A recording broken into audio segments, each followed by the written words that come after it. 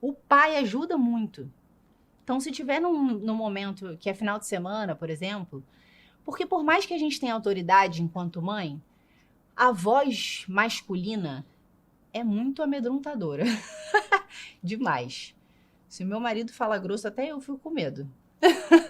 Então, para a criança, é muito mais, dá muito mais medo um homem falar não do que a gente fala não. Até porque a gente, em geral, fica muito mais com os nossos filhos. E eles estão muito mais acostumados. E a gente é muito mais doce do que um homem, por exemplo. Então, é até bom um homem não ser essa pessoa que fica toda hora falando com a criança. Deixa que a mãe fale. O papel do homem, muitas vezes, eu não tô tirando a responsabilidade dos pais de educarem seus filhos. Eles têm muita responsabilidade.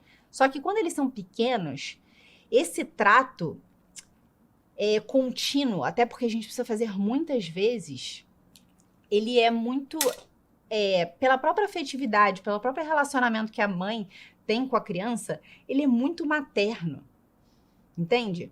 Então, obviamente que o seu marido pode te ajudar em fazer várias coisas, mas é melhor que esse trato diário seja um trato diário materno mesmo. E na hora que o bicho pega, você não precisa falar, eu vou lá falar com seu pai. Mas o pai tem que estar atento e tem que ser, ele tem que sustentar a autoridade materna. Então, muitas vezes o meu marido faz isso com as crianças, muitas vezes.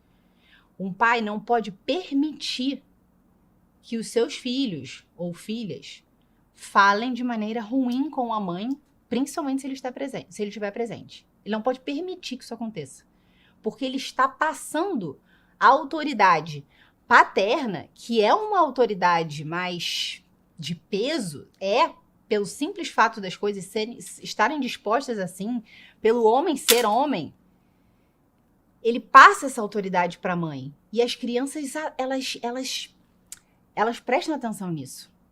Eu não posso realmente passar daqui. Eu não posso falar dessa maneira com a minha mãe. O meu pai vai entrar. O meu pai não permite. Então, os dois têm que jogar esse jogo. Pai e mãe, sabe?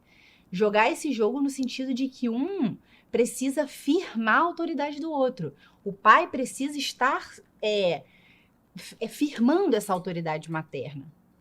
Entende? Então, muitas vezes, na hora que a criança está fazendo birra e a mãe tá ali e fala, filho, para, e o pai tá do lado, essa é a hora dele entrar. A sua mãe já falou. Parou. E, em geral, isso ajuda muito. Ele não tá tirando a minha autoridade. Eu tô com autoridade. Só que ele tá reforçando a minha autoridade e tá ajudando que meu filho entenda que naquele momento aquilo deve ser feito.